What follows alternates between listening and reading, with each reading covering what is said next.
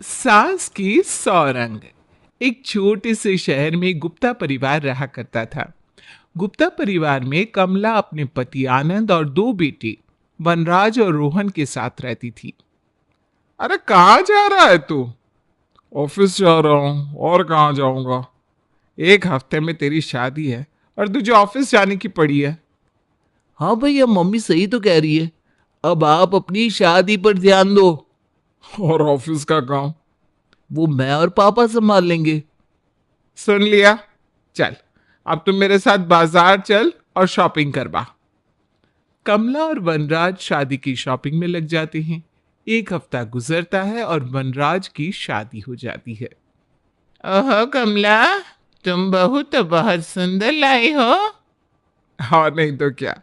मेरी पसंद तुम्हारी तरह थोड़ी ना है।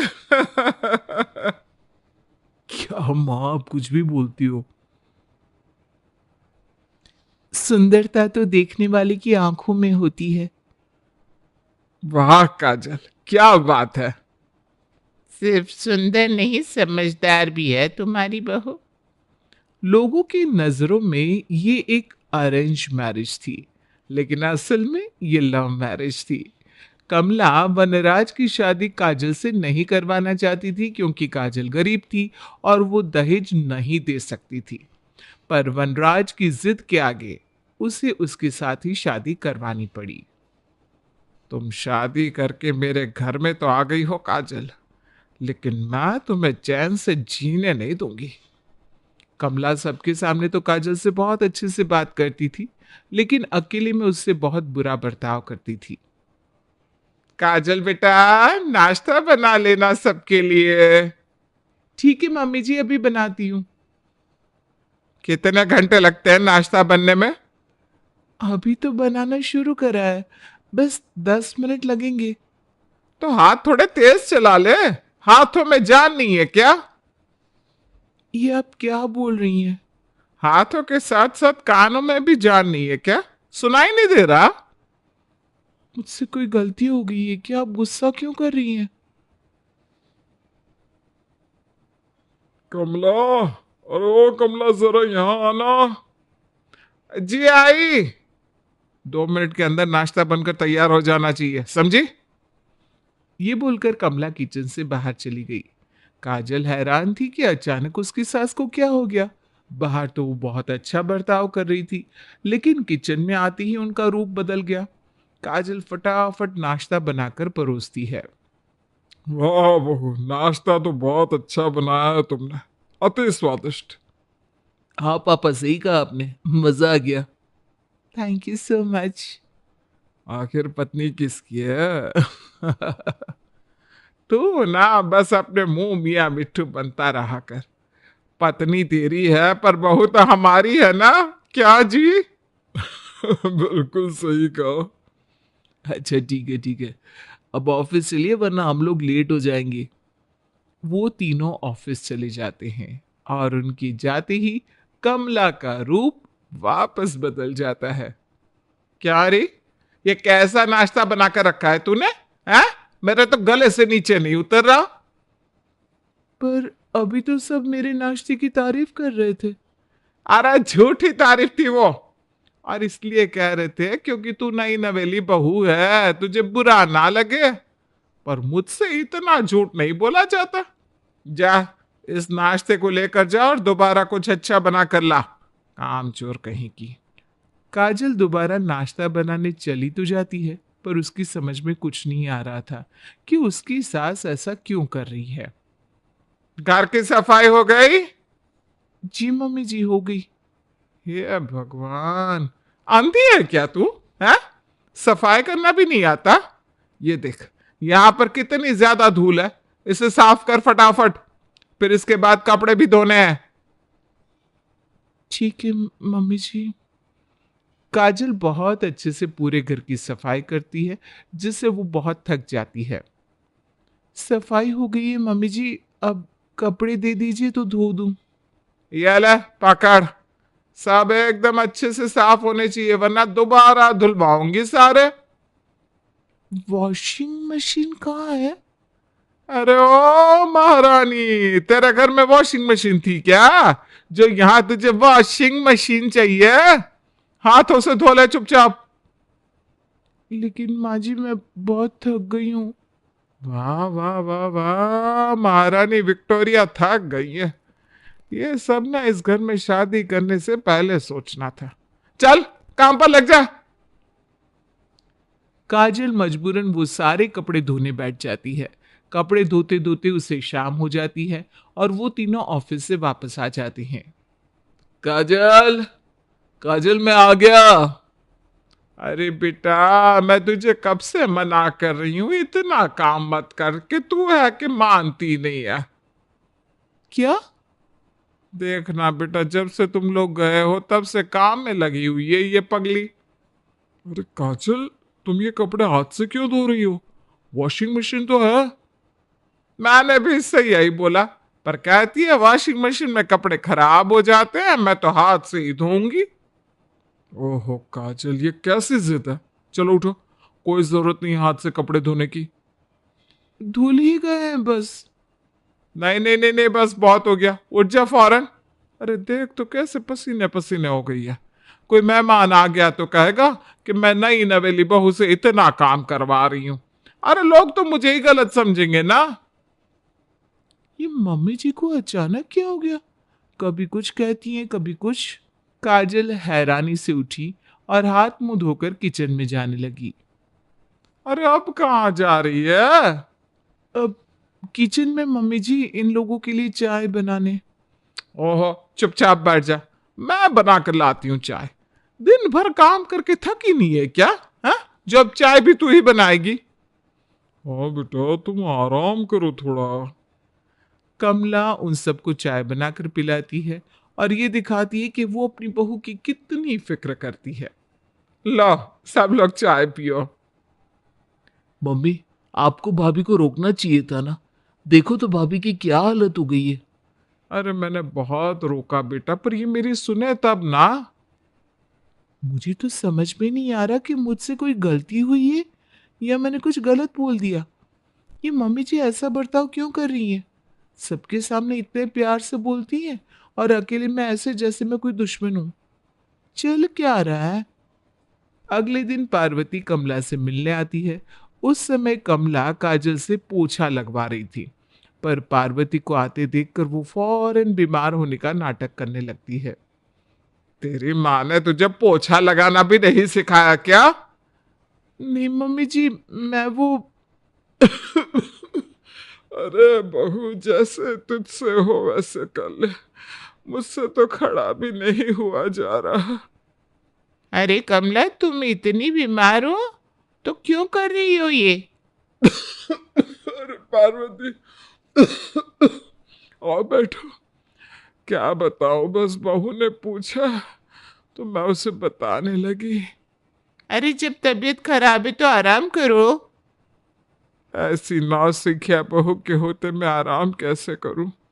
जो काम करती है गलत करके रख देती है, तो उसको सही तो मुझे करना पड़ेगा ना। अरे धीरे धीरे सीख जाएगी कमला। अरे इतनी भी नादान नहीं है ये, जानबूझ कर करती है ताकि आधा काम मुझे करना पड़े। तरस भी नहीं आता इसे कि सास बीमार है, उसे परेशान ना करूं। हे भगवान, मैं तो इसको बहुत सीधा समझ रही थी।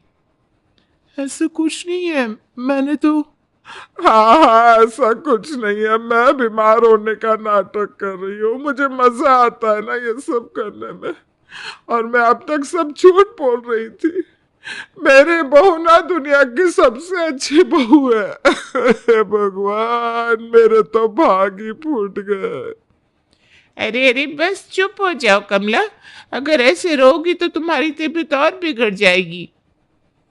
कमला काजल को कुछ बोलने का मौका ही नहीं देती और रो रो कर तमाशा खड़ा कर देती है। ला ये पोछा मुझे दे दे, मैं ही कर देती हूँ, पूरे घर में लगा दूंगी, तू जा आराम से बैठ। अरे कमला बहन, गुस्सा छोड़ दो और ये सब मत करो, तुम्हारी तबीयत और ज्यादा खराब हो जाएगी। मम्मी जी रहने दीजिए ना, मैं कर लूंगी। नहीं नहीं, मैं कर लूंगी, भले मैं ये काम करते करते शहीद क्यों ना हो जाऊं, लेकिन कर लूंगी। तू जाकर आराम करना अपना। अरे गुस्सा छोड़ दो कमला बहन, जिद मत करो। चलो हटो यहाँ से, छोड़ो ये सब। कमला ने अपनी पड़ोसन के सामने अच्छा खासा तमाशा बना दिया था, जिससे काजल उसकी नजर में बहुत बुरी बन चुकी थी। दूसरी तरफ काजल को कुछ भी समझ में नहीं आ रहा था कि उसकी सास आखिर चाहती क्या है। अच्छा मैं चलती हूँ कमला बहन, तुम आराम करो। ठीक है पार्वती बहन। नमस्ते आंटी, फिर आइएगा। फिर आइएगा कि बच्ची, काम पर लग जा फौरन, ज्यादा बातें ना बना। और आज के बाद अगर किसी बार वाले के सामने कुछ बोली ना तो याद रखना, मुझसे बुरा कोई नहीं होगा। बड़ी आई बीच में बोलने वाली। काजल के पास कहने के लिए कोई अल्फाज ही नहीं थे। वो चुपचाप काम में लग गई। पता नहीं आखिर मम्मी जी को मुझसे दिक्कत क्या है, आज पूछ ही लेती हूँ। मम्मी जी। क्या है? आपको मुझसे दिक्कत क्या है? मैंने कुछ गलती कर दी है क्या? आप बताइए, मैं उस गलती को सुधार लूंगी। दिक्कत? क्या बताऊं दिक्कत। कमला अभी इतना ही बोल पाई थी कि अचानक काजल के हाथ से शीशे का एक ग्लास गिरकर टूट गया। अरे मनहूस करमजली, ये क्या किया तूने? मम्मी जी वो मुझसे धोखे से। चुप कर। लाने के नाम पर अपने घर से एक कौड़ी ना लाई, और तोड़ने के लिए मेरे घर का इतना महंगा ग्लास तोड़ दिया। मनहूस कहीं की कामचोर। मुझे माफ कर दीजिए मम्मी जी, धोखे से मेरे हाथ से स्लिप हो गया। अरे तो तू क्यों नहीं हो गई स्लिप? नालायक, तू गिर जाती अपना सर फोड़ लेती। पर नहीं, तुझे तो मेरा ग्लास तोड़ना था, मुफ्त का जो है। और ये अपने घड़ियाली आंसू मुझे मत दिखा, समझी? इनका मुझ पर कोई असर नहीं होगा। तभी वहां आनंद, वनराज और रोहन आ जाती हैं। आई एम सॉरी मम्मी जी। ओहो बहू चुप हो जाओ, इतनी भी कोई बड़ी बात नहीं है, ग्लास टूटा है ना, दूसरा आ जाएगा। हाँ काजल, पगली हो क्या कि ग्लास के टूटने पर ऐसे रो रही हो? वही तो देखो ना कैसे रो रही है। कह रही थी मैं अपने घर से तो कुछ लाई नहीं और यहाँ का सामान तोड़ दिया। काजल, आर यू सीरियस? तुम्हारे दिमाग में ये बात आई कैसे? ऐसा सब दोबारा मत सोचना। यह जो कुछ भी है वो उतना ही तुम्हारा है जितना मेरा है, समझी? काजल चुपचाप खड़ी थी, क्योंकि उसे मालूम था कि अगर वो कुछ बोलना भी चाहेगी तो कमला उसे बोलने नहीं देगी या फिर बात बदल देगी। कुछ समय ऐसे ही गुजरता है और फिर काजल के देवर रोहन की रागिनी नाम की लड़की से शादी हो जाती है। आज रोहन की शादी है, हर चीज का ख्याल रखना। अगर मुझे किसी चीज की शिकायत मिली तो ध्यान रखना तेरे साथ क्या होगा। आप फिक्र ना करिए, मैं सब देख लूंगी। क्या हुआ कमला, सब ठीक? हाँ सब ठीक है, बस कमजोरी हो गई है बहुत, इसीलिए इसको काम समझा रही थी। अब अगर ये कर दे तो अच्छा है, वरना मैं ही करूंगी उठकर। मैं कर दूंगी मम्मी जी।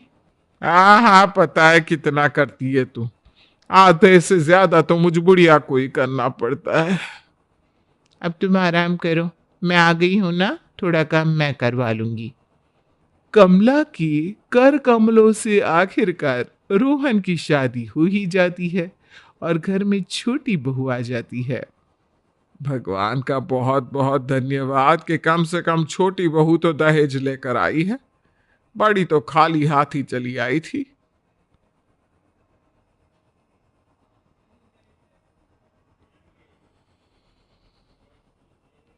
क्या हुआ माँ जी, अब क्या सोच रही हैं? कुछ नहीं, मैं तो बस ये सोच रही थी कि भगवान ने मुझे कितनी अच्छी और प्यारी बहू दी है। क्या माँ जी, आप भी? नहीं रागिनी, मम्मी सही कह रही हैं। ऊपर वाले ने इनको दोनों ही बहुएं बहुत अच्छी, प्यारी और संस्कारी दी हैं। हाँ बिल्कुल सही कहा तूने। मैं तो धन्य हो गई। सोच रही हूं अब संन्यास ले लूं और हिमालय पर जाकर बैठ जाऊं। क्या तुम भी कमला, इस उम्र में भी तुम्हें मजाक सूझ रहा है? अरे भाभी, आप क्यों नहीं बोल रही है कुछ? नहीं कुछ नहीं, मैं बस। रागिनी, अपनी जेठानी के पैर छुओ। अरे नहीं नहीं नहीं, इसकी कोई जरूरत नहीं है। हमारी उम्र में कोई खास फर्क थोड़ी ना है। अरे तो क्या हुआ, तुम्हारा रिश्ता तो बड़ा है ना। काजल खुश थी कि चलो कम से कम उसकी देवरानी के सामने तो उसकी सास उसे इज्जत दे रही है। पर उसका ये भ्रम बहुत जल्दी टूटने वाला था। अरे ये काम वाम छोड़ो रागिनी, आओ बैठो, काम काजल कर लेगी। पर माँ जी, दीदी अकेले कैसे? अरे उसे आदत है अकेले काम करने की। तुम ये बताओ, जूस पियोगी? अरे पर वो। काजल, ए काजल की बच्ची, 2 ग्लास जूस लेकर आ। जी मम्मी जी, अभी लाई। ये लीजिए। अरे रागिनी, तुम यहां बैठी हो, किचन में इतना काम पड़ा है। वो नहीं जाएगी, वो इस घर की नौकरानी नहीं है। नौकरानी तो तू है। ये आप क्या बोल रही हैं मम्मी जी? माँ जी ऐसा तो ना बोली। अरे तू अभी इसे जानती नहीं है। तभी अचानक रागिनी के हाथ से ग्लास गिरकर टूट जाता है और सारा जूस फैल जाता है। यह मनहूस जहां खड़ी होती है वहां यही सब होता है। तुम फिक्र ना करो रागिनी, मैं अभी ये सही करवाती हूं। ए खड़ी खड़ी देख क्या रही है, साफ कर इसे। काजल को लगता है कि ये लोग यहां से हटेंगे फिर वो साफ करेगी, लेकिन कमला रागिनी को लेकर वहीं बैठी रहती है और काजल की बेइज्जती करने के लिए उससे रागिनी के पैर भी साफ करवाती है। ये सही नहीं है माँ जी, कम से कम मेरी देवरानी के सामने तो मेरी बेइज्जती ना करिए। हाँ माँ जी, ये गलत है, मुझे भी बहुत अजीब लग रहा है। अरे कोई बात नहीं, थोड़ा सा कर देगी तो कोई बड़ी बात नहीं है। पर रागिनी वहां से उठकर चली जाती है और उसी के पीछे कमला भी हंसती हुई वहां से चली जाती है। काजल का आत्मसम्मान टूट चुका था। वो वहीं बैठकर बुरी तरह से रोने लगती है। उसकी आज तक कभी किसी ने ऐसे बेइज्जती नहीं करी थी। मैंने ऐसा कौन सा पाप किया है भगवान, जो मेरे साथ ऐसा हो रहा है। मैंने तो आज तक कभी किसी को नीचा नहीं दिखाया, फिर क्यों क्यों? तभी रागिनी उसके पास आती है। दीदी आप रोइए मत, अगर माँ जी आपके साथ ऐसा कुछ कर रही है तो आपको जेठ जी को बताना चाहिए। पर मम्मी जी उनके सामने बिल्कुल अच्छा बर्ताव करती हैं, वो मेरी बात का विश्वास ही नहीं करेंगे। लेकिन फिर भी एक बार कोशिश करके तो देखिए, क्योंकि ये तो सरासर अत्याचार है। ठीक है, कोशिश करती हूं मैं। उसी रात काजल वनराज से बात करती है। मैं आपको लंबे समय से एक बात बताना चाहती थी पर बता नहीं पाई। मम्मी जी आप लोगों के सामने तो मेरे साथ अच्छा बर्ताव करती हैं, लेकिन अकेले में मुझे बहुत भला बुरा कहती हैं। क्यों मजाक कर रही हो? ये कोई 90s की मूवी चल रही है क्या? अरे मैं सच कह रही हूं। हाँ ठीक है, चलो सो जाओ अब। वही होता है जो काजल ने सोचा था। वनराज उसकी बात पर विश्वास ही नहीं करता। मैंने तुमसे कहा था ना रागिनी कि वो मेरी बात पर विश्वास ही नहीं करेंगे। उन्हें तो मेरी बात मजाक लग रही थी।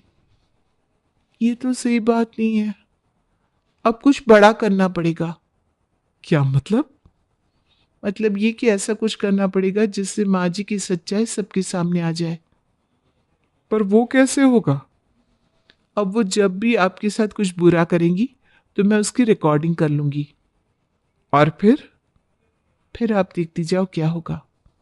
और अगले 2-3 दिन तक रागिनी छिप छिप कर कमला की बातें रिकॉर्ड करती है, और फिर जब कमला का बर्थडे आता है तो वो उसकी पार्टी रखती है और उस पार्टी में वो वीडियो प्रोजेक्टर पर चला देती है। ये क्या है? काजल दीदी पर हो रहे अत्याचार की दास्तान। तो मतलब तुम सच कह रही थी काजल? बंद करो ये सब। नहीं, ये बंद नहीं होगा। अब आपको बताना पड़ेगा कि आप ये क्यों कर रही हैं। ये झूठ है। तुम लो सच बताओ। क्योंकि वनराज मेरी पसंद की बहू नहीं लाया, ऊपर से ये दहेज भी नहीं लाई। मैंने तो सोचा था कि मैं इसे परेशान करूंगी तो वनराज को छोड़कर भाग जाएगी, पर यह तो बड़ी ढीठ है। इसे ढीठपन नहीं प्यार कहते हैं मां, जो आपकी समझ में नहीं आएगा। आपको इतनी ही दिक्कत है तो मैं अभी काजल को लेकर यहां से चला जाता हूं। वनराज के जाने की बात सुनकर कमला को एकदम पछतावा होने लगता है और वो माफी मांगने लगती है। मुझे माफ कर दे मेरे बच्चे, मैं दहेज और अपने अहंकार में अंधी हो गई थी, पर अब मेरी आंखें खुल गई है। नहीं, अब कोई माफी नहीं। मैं नहीं रुकूंगा, मैं जा रहा हूं। चलो काजल। रुक जाइए, मम्मी जी को अपनी गलती का एहसास हो गया है, उन्हें माफ कर दीजिए।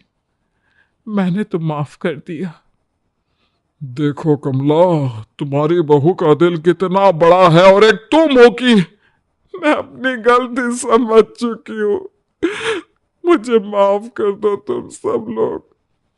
कमला सबसे हाथ जोड़कर माफी मांगती है और वो लोग उसे माफ कर देते हैं। सब रागिनी की तारीफ करते हैं कि उसने काजल की मदद करी और उसे इस अत्याचार से बचाया। अब उनके घर में सब ठीक हो चुका था और अब वो सब साथ मिलकर खुशी खुशी रहने लगे थे।